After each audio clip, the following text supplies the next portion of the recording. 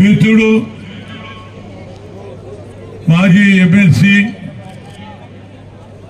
రాములు నాయక్ గారి నాయకత్వంలో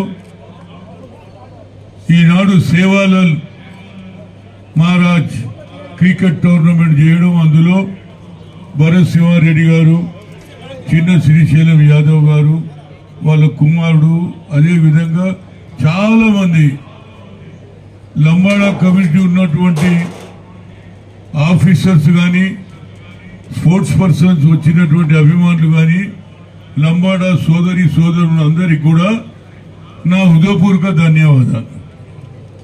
నేను రాములు నాయకు మాటి మాటికి అడుగుతుంటే ఏందో అనుకున్నా, ఏమన్నా నువ్వు ఎట్లా చేస్తావే, ప్రతిసారి చేస్తావు, రాజీవ్ గాంధీ అండర్-19 చేస్తావు, అండర్-17 చెన్నైలో చేస్తావు, అండర్-14 పంచకుల హర్యానాలో చేస్తావు అని మాటి మాటికి అడుగుతుంటే ఎందుకు అడుగుతుండో అనుకున్నా నేను.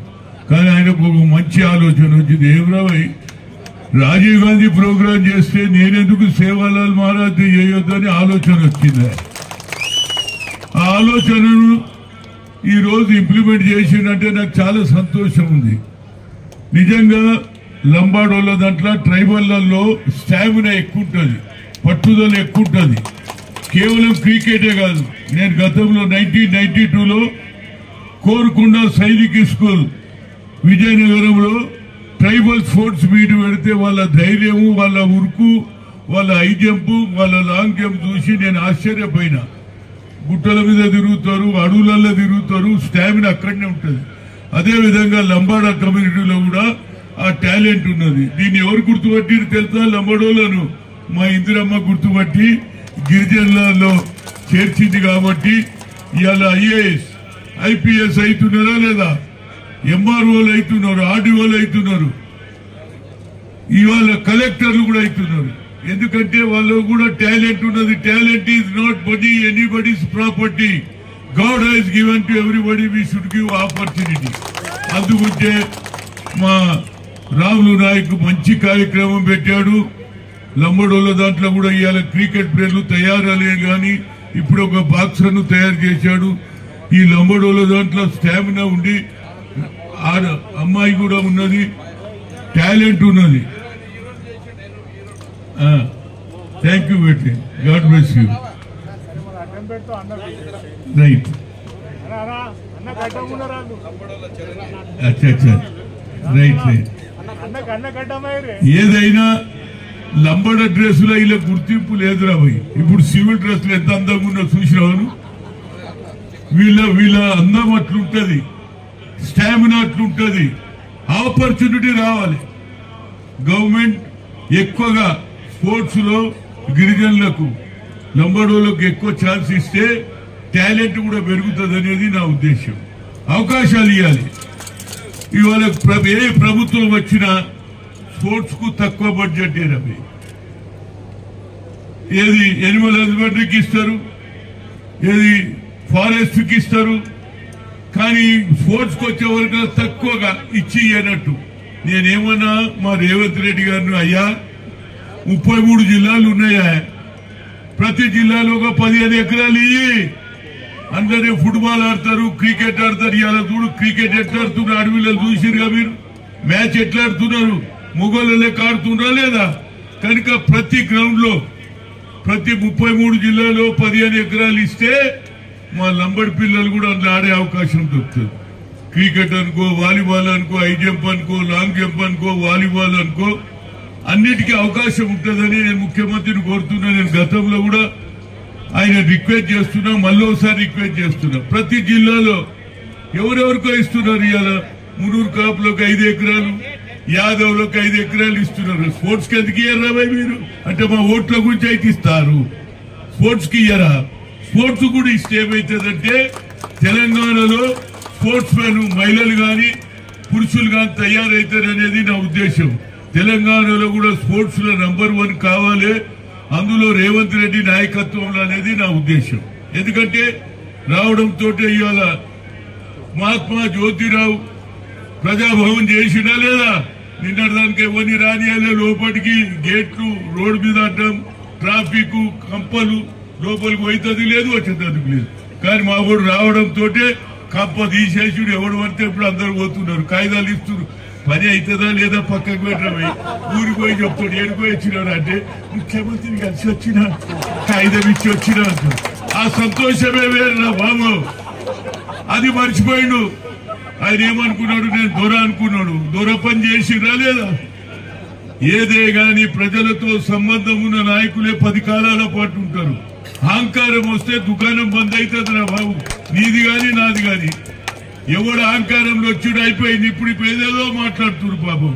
ఏం మాట్లాడిన అయిపోయింది కదా బయట.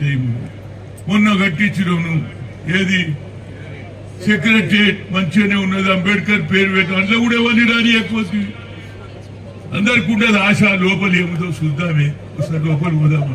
ఎవరు ఓడియకపోతుంది. ఇక మా రేవంత్ రెడ్డి వచ్చిన అందరికి అంటుంటాడు. ఎట్లయింది, కలర్ఫుల్ అయిందా లేదా? ఇంతకుముందు చార్మినారే పోతాం, లేకుంటే గోల్కొండ కిలో చూద్దాము. ఇప్పుడు అందరు ఆడికే వస్తుందా లేదా? సాయంత్రం కాగానే ఫుల్ నెక్లెస్ రోడ్ అంతా ఫుల్ అవుతుందా లేదా? ఇది ఆలోచన చేయకుండానే కేసీఆర్ దెబ్బతిన్నాడు.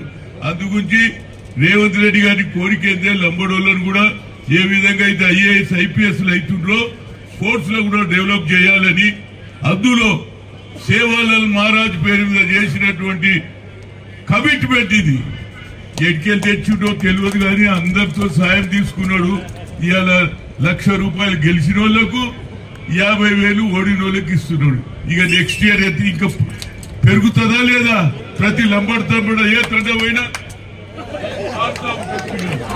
ఆడతారా లేదా? అరే మనం కూడా ఆడాలరా, హైదరాబాద్ పోవాలరా, రాములు నాయక్ దగ్గర పోవాలి అంటారా లేదా? పిల్లల భవిష్యత్తు బాగుంటుంది. అదే నా ఉద్దేశం. ఏదైనా సేవాలాల్ మహారాజును గుర్తించి ఆయన సేవ చేయాలనే ఆలోచన కలిగింది కాబట్టి ఇది గ్రాండ్ సక్సెస్ అయింది.